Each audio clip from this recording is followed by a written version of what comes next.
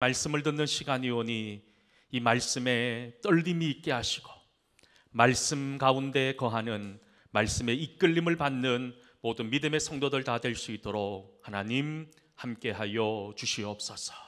감사드리옵고 예수님 이름으로 기도하옵나이다. 아멘. 할렐루야. 우리 옆에 분 바라보면서 이렇게 한번 축복합시다. 당신은 복받은 사람입니다.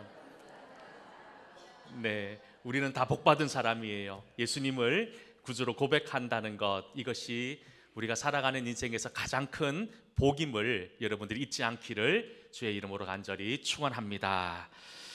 과거에는 서양에는 연금술이라는 기술이 있었다고 합니다.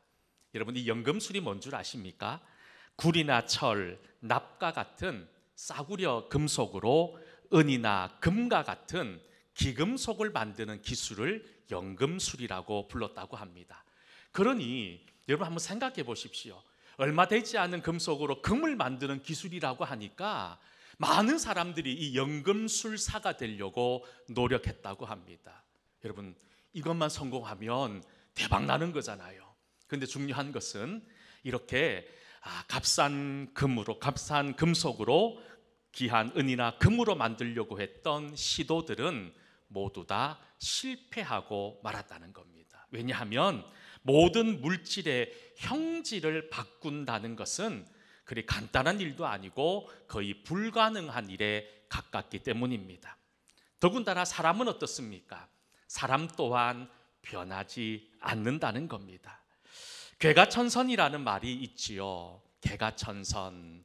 한자로 보면 이런 단어들을 쓰고 있습니다. 고칠 개, 허물 과, 옮길 천, 착할 선. 개가천선. 무슨 의미를 가지고 있습니까?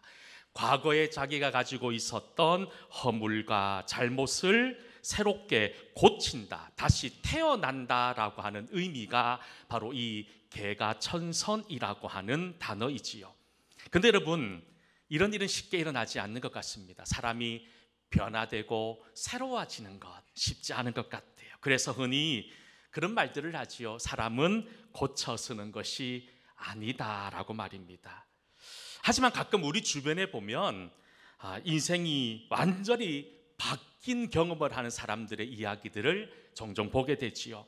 평생 술과 담배로 건강이 망가질 대로 망가진 사람이 의사 선생님의 한마디, 당신 그러다 죽습니다라고 하는 그 말 한마디에 그렇게 끊기 힘들었던 술을 끊고 담배를 끊고 건강하기 위해서 애쓰는 사람으로 변화되는 사람들도 있습니다.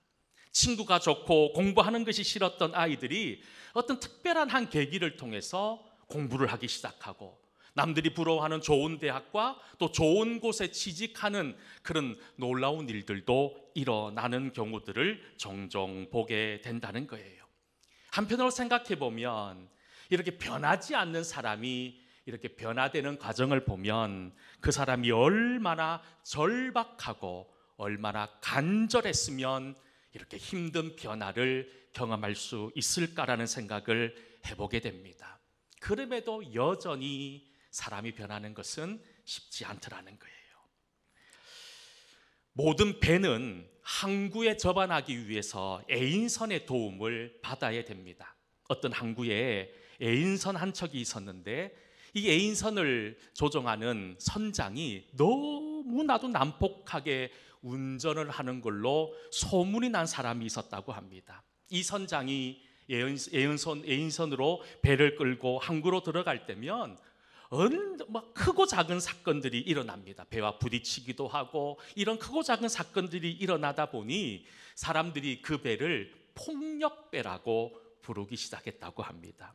하도 위험하다 보니 이 폭력배의 선장이 모는 에인선은 모든 배가 꺼려하고 저 배를 이용하지 않으려고 부단히 노력했다는 거예요. 그런데 어느 날 어떤 배가 에인선의 도움이 필요한데 이 폭력배 말고는 다른 대안이 없었다는 거예요. 결국 단단히 각오를 하고 이 폭력배에게 애인을 요청합니다. 이상하게도 늘 난폭하게 운전했던 그 에인선이 그날만큼은 너무 조용하게, 너무 부드럽게, 안전하게 항구로 접안하더라는 거예요. 그래서 그 배 에인션에 끌려갔던 그 배의 선장이 그 폭력배 직원 선원들에게 묻습니다. 아니 혹시 배에 무슨 일이 있었냐라고 물어보니 그 폭력배에 있었던 직원 선원들이 하는 말이 선장이 바뀌었다는 거예요. 그렇게 난폭하게 몰던 선장이 다른 사람으로, 온유한 성격의 사람으로 바뀌니 그 폭력배가, 여러분, 더 이상 폭력배가 아니라 안전하게 배를 이끄는 참 착한 에인선으로 바뀌었다는 겁니다. 이처럼 배를 운전하는 선장 한 명 바뀌어도 배가 바뀌고 항구의 분위기가 바뀌는 것처럼 여러분들의 인생의 주인을 새로운 것으로 바꾸면 어떤 일이 일어날까요? 여러분들의 인생의 주인은 누구입니까? 여러분들의 인생을 쥐고 흔들고 있는 것은 누구입니까? 우리가 주님을 만나기 전까지 여러분들의 인생의 주인은 이 세상이었을 겁니다. 세상이 하라는 대로, 세상이 가르치는 방향을 향해 나아갔던 인생이지만 이제 주님을 나의 구주로 고백한 이후로 주님을 나의 주인으로 모시고 사는 사람 아닙니까? 여러분, 사실 성경의 이야기를 들어보면 하나님을 만나 새롭게 변화된 사람들의 이야기라고 해도 과언이 아닐 만큼 주님을 만나고 변화된 사람들의 이야기들로 가득 차 있지 않습니까? 흔히 우리가 역사를 구분할 때 BC와 AD로 구분을 합니다. 이 BC와 AD의 뜻이 뭔 줄 아십니까? 예수 이전의 시대와 은혜의 시대로 구분을 한다는 거예요. 그런데 BC와 AD를 나누는 가장 중요한 기준이 무엇입니까? 예수님의 탄생, 예수님의 오심을 역사의 전환점으로 삼고 있다는 겁니다. 여러분, 오늘 이 자리에 있으신 저와 여러분 모두는 예수 그리스도를 구주로 고백하는 사람입니다. 하나님을 믿는 사람입니다.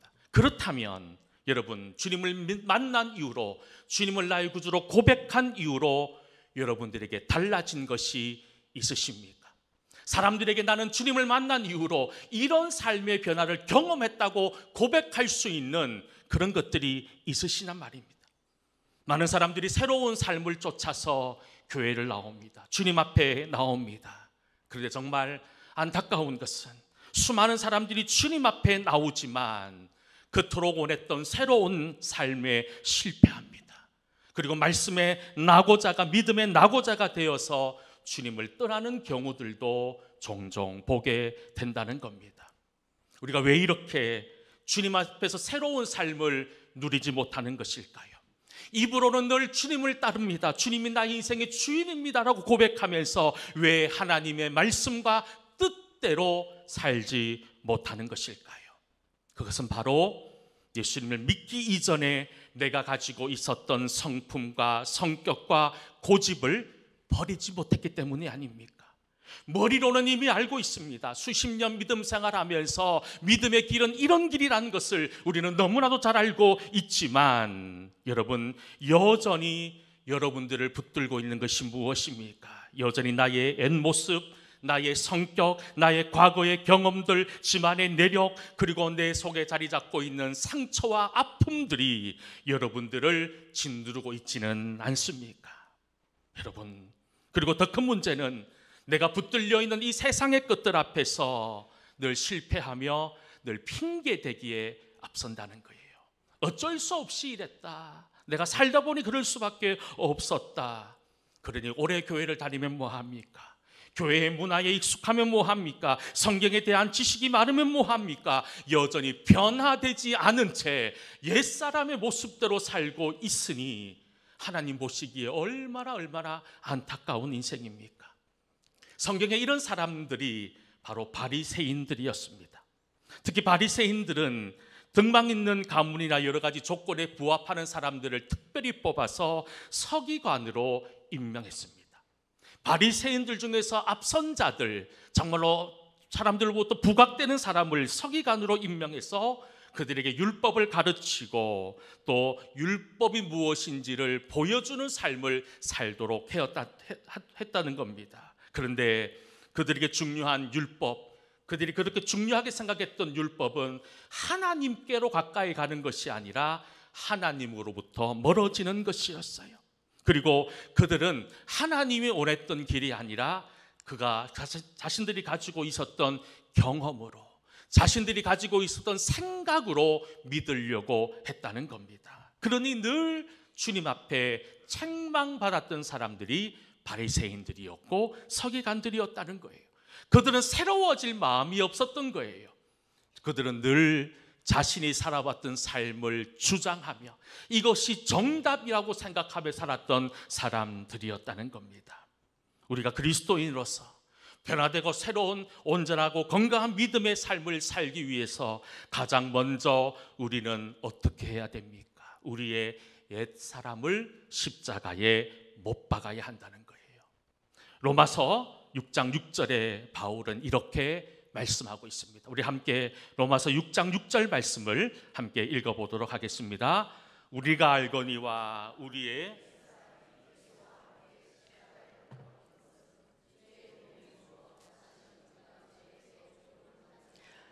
아멘. 우리의 옛사람이 예수와 함께 십자가에 못 박아야 된다라고 말씀합니다.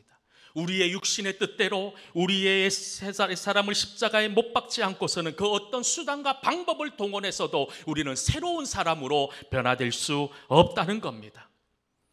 우리 예수님을 믿고 교회를 나온다고 해서 우리 인생의 문제가 척척척 다 해결되던가요? 여러분, 예수님 믿는다고 해서 내 인생에 어려움이 없고 고통이 없고 눈물이 없던가요? 여전히 예수님을 믿고 여전히 교회를 나와도 내 인생에는 해결해야 될 문제들이 있고 내 인생에는 아픔이 있고 고난이 있고 눈물이 있다는 거예요. 그런데 나의 과거와 나의 옛 모습을 십자가에 못 박으면 생각이 달라진다는 거예요. 어떤 생각이 달라집니까? 내가 비록 지금 고난당하고 있지만 이 고난 속에서도 하나님의 은혜와 하나님의 섭리를 기대할 수 있다는 거예요. 나 자신을 십자가에 못 박으면 내 인생의 목표가 달라집니다. 내 삶의 가치관과 관점과 태도가 새롭게 달라지는 은혜를 맛보게 된다는 겁니다. 그런데 여전히 슬픈 것은 예수님을 믿는다고 하면서도 예수님이 기뻐하는 삶과 동떨어지는 삶을 살고 있는 저와 여러분들의 모습들 아닙니까? 교회는 오래 다녔지만 여전히 세상 사람들처럼, 아니 세상 사람보다 더 못한 인생을 살고 있지는 않습니까? 그리스도인이라고 하지만 세상과 구별됨이 없이 여전히 죄를 짓고 물질에 욕심을 내며 오직 자신을 위해 이기적이며 쾌락에 빠져 사는 사람들로 넘쳐난다는 겁니다. 교회에서는 장로님으로 성도들에게 존경받는데 그 직장에서는 그 장로님을 보는 사람들마다 피하고 혀를 차고 손가락질 받습니다. 교회에서 권사님이신데, 교회에서 그렇게 열심히 헌신하는 권사님이신데 집에서는 혹독한 시집살이를 시키는 시어머니들도 있습니다. 교회에서 여러 지체를 섬기면서도 시댁 식구들, 가족들은 남몰라 하는 집사님들도 많이 넘쳐난다는 겁니다. 굳이 먼 데서 찾을 필요가 없어요. 바로 변화되지 않은 채 살고 있는 우리들의 자화상 아닙니까? 앞에서도 말씀드렸지만 우리의 이 옛 모습, 썩어 없어질 이 옛 모습을 버리지 못하는 여러 가지 이유가 있겠지만 가장 근본적인 이유는 우리 마음이 아직 내 생각으로 나의 것으로 가득 차 있기 때문이 아닐까요? 여전히 입술로는 하나님을 신뢰한다고 말합니다. 나는 하나님을 믿는 사람이라고 얘기합니다. 하지만 무엇인가를 결정해야 되는 순간이 되면 하나님의 뜻보다 나의 판단과 선택을 신뢰하고 하나님보다 내가 원하는 것을 쫓아 그것을 향해 달려갈 때가 얼마나 많이 있습니까? 여러분, 그리스도인은요, 교회만 나오는 사람이 아닌 거예요. 그리스도인은 완전한 사람이 아닙니다. 부족함이 많음을 인정하고 예수님께 붙들려 있는 사람입니다. 그리스도인은 기도만 하는 사람이 아닙니다. 그리스도인은 강한 자가 아니라 약한 자임을 고백하며 낙심하더라도 포기하지 않고 성령님과 함께 동행하며 말씀대로 살기 위해 애쓰는 사람들이 성도 그리스도인이라는 겁니다. 그러하기에 지금 이 시간 내가 십자가에 못 박아야 되는 것은 나의 생각이고 나의 경험이고 나의 감정이고 나의 성격이고 나의 과거이고 나의 상처라는 겁니다. 이런 것들을 십자가에 못 박지 않고서는 우리는 절대로 변화되고 새로워질 수 없다는 겁니다. 예수님께서 부활하신 이후에 약 50여일 기간 이 땅에 머무셨습니다. 그리고 하늘로 올라가시면서 성령을 허락하셨습니다. 우리는 그것을 성령 강림이라고 말하지요. 성령께서 이 땅에 우리 가운데 오신 이유가 무엇입니까? 우리의 연약함을 잘 아시는 하나님께서 보혜사 이 성령 하나님을 보내주셔서 우리를 도우시기 위해서, 돕게 하기 위해 성령을 보내주셨다는 거예요. 성령 하나님을 만나야 합니다. 주님을 만나야 우리는 진정한 변화, 새로운 인생으로 살아갈 수 있다는 것입니다. 사도 바울이 그랬습니다. 바울은 주님을 만나기 전에 어떤 인생을 살았습니까? 그는 그리스도인들을 핍박하는, 주님과 상관없는 길을 걸었던 사람이었어요. 그런데 다메섹으로 가는 길에 주님을 만난 이후에 그는 완전히 다른 인생을 살기 시작합니다. 세상으로부터 보면 자랑한 것으로 넘쳐났던 그가 그 모든 자랑거리들을 배설물로 여기고 오직 자기의 연약함을 자랑합니다. 오직 십자가만 자랑하며 평생 여러분 복음 전하다 삶을 마감했던 사람이 사도 바울이었습니다. 그가 부활하신 주님, 살아 역사하는 하나님을 만났기 때문에 주님의 거룩한 동으로 부름받을 수 있었다는 겁니다. 특별히 우리가 오늘 함께 읽은 고린도후서 5장 17절 말씀, 우리가 너무나도 잘 아는 말씀 아닙니까? 우리 같이 한번 고린도후서 5장 17절 말씀을 함께 읽어보도록 하겠습니다. 그런즉 그리스도 안에 있으면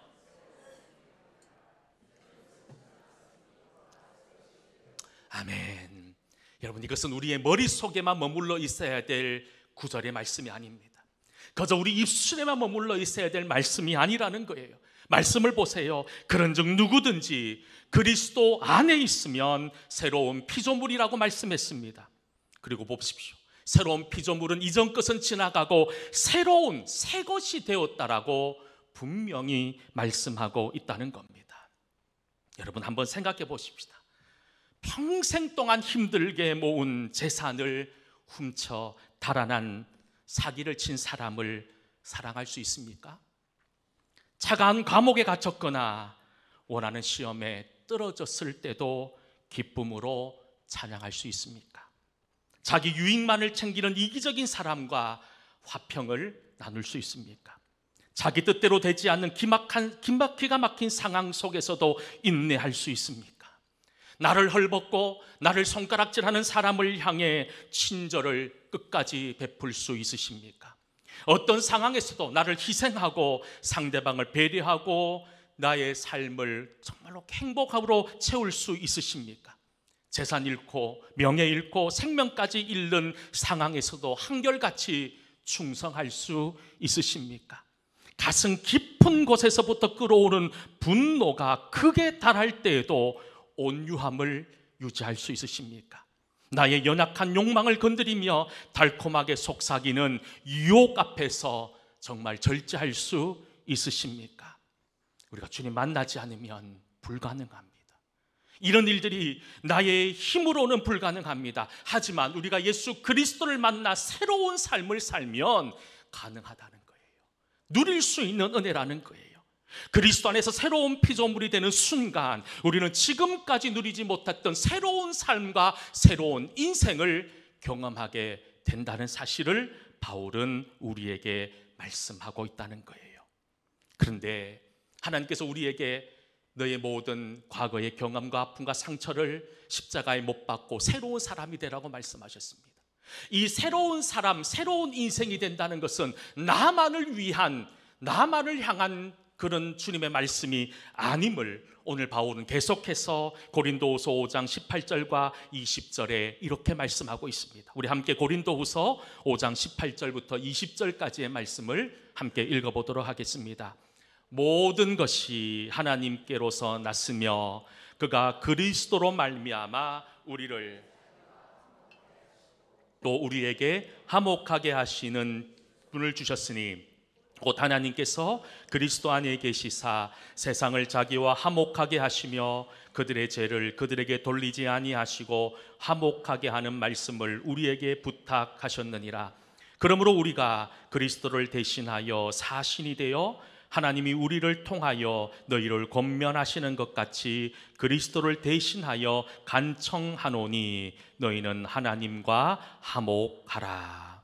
여기서 말씀하는 중요한 단어가 무엇입니까? 바로 화목이라는 단어입니다. 먼저 하나님께서 우리를 새로운 피조물로 만드신 것은 하나님과 파괴되어져 있던 관계를 하나님과 화목의 관계로, 하나님을 소망하는 사랑의 관계로 만들어 주시겠다라고 하는 하나님의 약속이 그곳에 있다는 겁니다. 이것은 어떻게 보면 하나님과 나와의 1대1의 관계에서 하나님은 화목을 얘기하셨을 겁니다. 그런데 더 중요한 것은 이 화목, 하나님과의 화목만을 이루어야 되는 것이 아니라 나만 예배생활 잘하고 나만 열심히 말씀 읽고 기도하는 것이 아니라 주일날 되면 교회에 나와서 예배 잘 드리는 삶으로 멈추는 것이 아니라 하나님께서 우리에게 새롭게 함으로 귀한 직분을 주셨다는 거예요.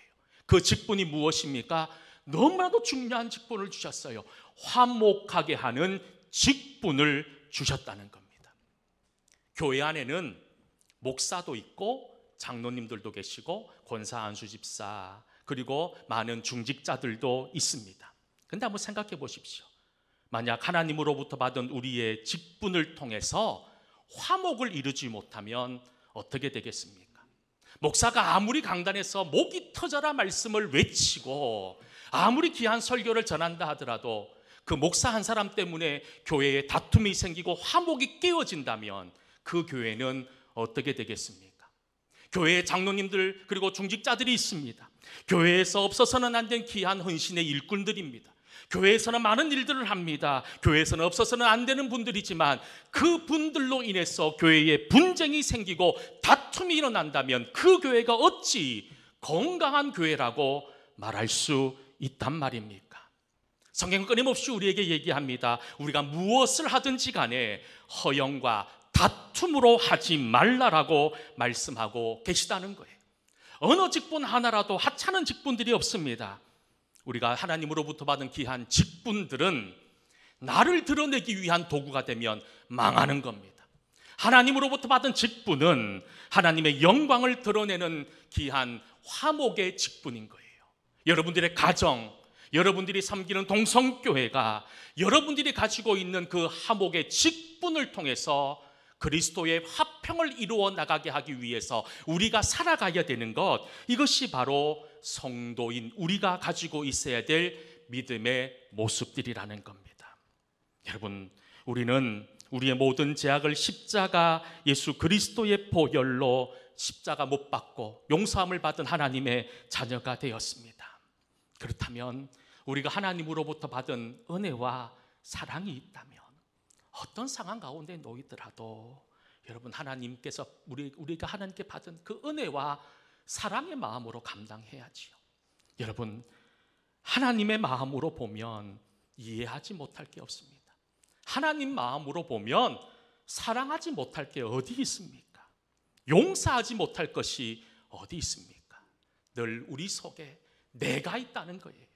내가 있으니 여전히 예전의 죄악의 모습으로 살다 보니 그곳에는 화평도 없고 용서함도 없고 사랑도 없더라는 겁니다. 여러분 우리가 살고 있는 이 세상은 어떤 곳입니까?